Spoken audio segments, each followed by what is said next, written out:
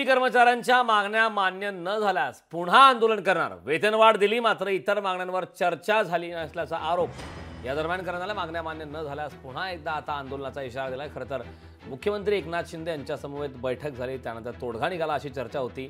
आंदोलन वापस घेण्यात आलं, आंदोलन मागे घेण्यात आलं, मात्र एसटी कर्मचाऱ्यांच्या मागण्या मान्य न झाल्यास पुन्हा आता आंदोलन करण्याचा इशारा दिला। यामध्ये प्रामुख्याने वेतनवाढीची मागणी होती, वेतनवाढ दिली मात्र इतरही मागण्यांवर चर्चा झाली नसल्याचा आरोप करण्यात आलाय। मागण्या मान्य न झाल्यास आता पुन्हा एकदा आंदोलनाचा इशारा देण्यात आला।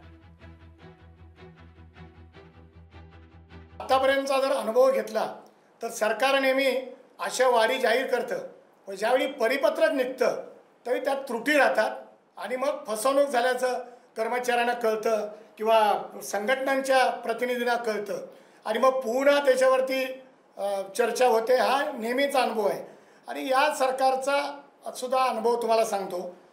मागच्या सरकारच्या काळात जी वेतन वाढ झाली 2.5, 4 आणि 5 तर त्याच्यामध्ये त्रुटी राहिल्या।